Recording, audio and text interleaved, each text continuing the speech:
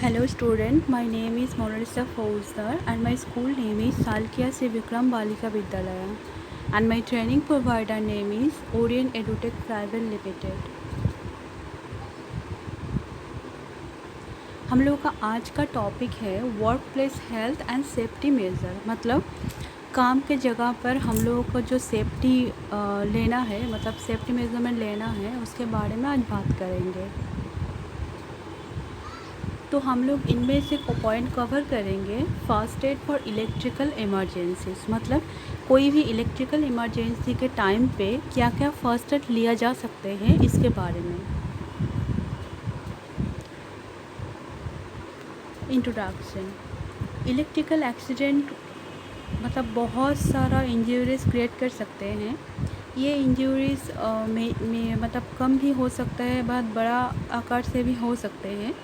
अगर ठीक से हम लोग इसका रेस्क्यू टेक्निक ठीक से हम लोग जान पाए, हम लोग अगर ठीक से ट्रेनिंग किया जाए तो हम लोग आसानी से इसका ट्रीटमेंट कर सकेंगे।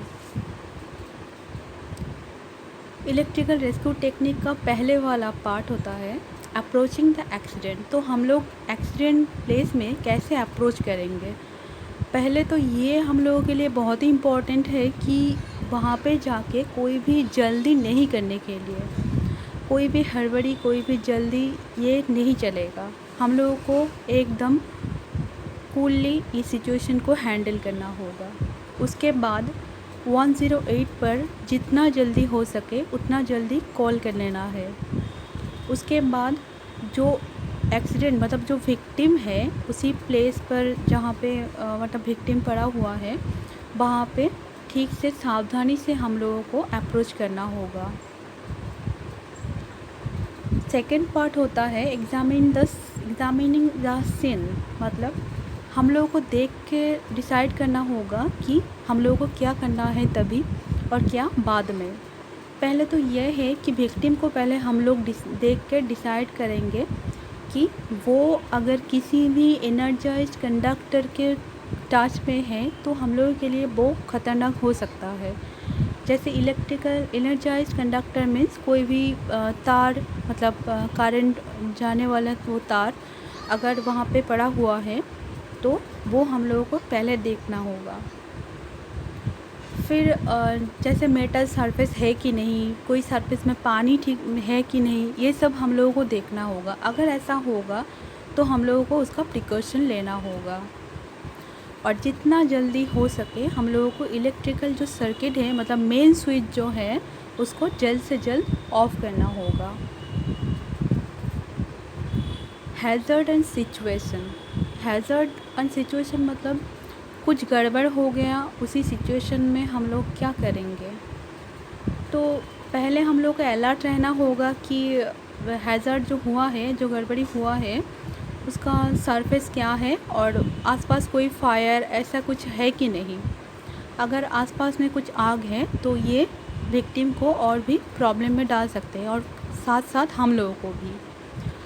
तो हम लोग अगर स्विच तो ऑफ़ करना चाहिए, मेन स्विच। अगर हम लोग ऑफ़ नहीं कर पाए तो हम लोग खुद के लिए एक्सट्रीम केयर जो होता है वो हम लोगों को लेना होगा। जैसे कि हम लोग कोई भी नॉन कंडक्टिव मटेरियल को लेके विक्टिम को वहाँ से हटाना होगा। कंडक्टर के अगर टच में है विक्टिम, जैसे कि कोई इलेक्ट्रिकल तार पड़ा हुआ है, उनके टच में विक्टिम है, तो हम लोगों को कोई भी नॉन कंडक्टिव मतलब कोई भी करंट पास नहीं करने वाला ऐसा चीज़, जैसे कि सूखा जो वुड होते हैं, काट होते हैं, तो उसी वुड से हम लोग उसको हटाएंगे पहले। High voltage rescue. तो ये हाई वोल्टेज रेस्क्यू के लिए हम लोगों के लिए ये स्पेशल ट्रेनिंग की एक ज़रूरत होता है। अगर हाई वोल्टेज कहीं पर भी करंट प्रेजेंट है तो हम लोगों के लिए वहाँ पर काम करने के लिए कोई भी स्पेशल ट्रेनिंग की ज़रूरत होगा। और हम लोगों को ऑल टाइम याद में रखना होगा कि हम लोग काम करने के वक्त ग्लव्स और शूज़ पहन कर रहे, ये मस्ट है हम लोगों के लिए। अभी अगर कुछ गड़बड़ हो गया तो हम लोगों को क्या फ़र्स्ट एड लेना पड़ेगा।